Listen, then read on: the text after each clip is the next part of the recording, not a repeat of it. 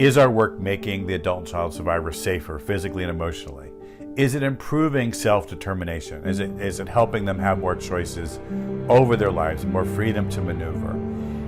Is it improving stability? And is it improving, and we don't talk about this enough, satisfaction? That quality of life. When we think about domestic violence, we're often thinking about physical harm and risk. And what we know is from survivors of coerced control that entrapment drains the quality of life, their pleasure out of their life, their financial well-being, their all these different things that aren't measurable by bruises or injuries or visits to the doctor.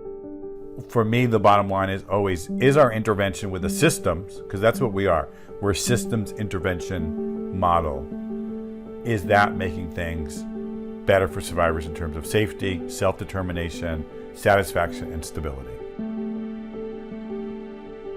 One of the most common scenarios that you see in professional settings is a case comes in about domestic violence, and the conversation immediately becomes about the survivor's decisions and choice making. And everybody in those meetings is actually doing the same thing. They're actually ignoring the perpetrator, particularly as a parent. They're not articulating that person's pattern, and they're not creating that common framework of actually perpetrator accountability at the level of first understanding that person's pattern of behavior, to do that pivot to the perpetrator, to not get bogged down in the victim's decision-making, her trauma history, before you have a full picture of the perpetrator's pattern of behavior, and everybody standing in the harm statement or the danger statement, which is this caregiver engaged in these abusive, violent behaviors, and they've had these effects on the family. And then from there, talking about those protective capacities.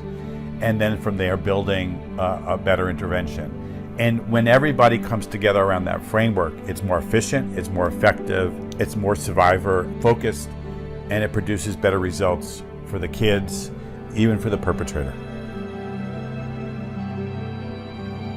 We're always dealing with a perpetrator of violence, even if we're working with the survivors and kids. What Safe It Together does is give people the tools, the language, the technology, so to speak, to make that perpetrator visible in meetings, in conversations, in assessments, in documentation, at a very practical, operational, day-to-day level, so that when people come together, they're not fighting over the mom and her choices.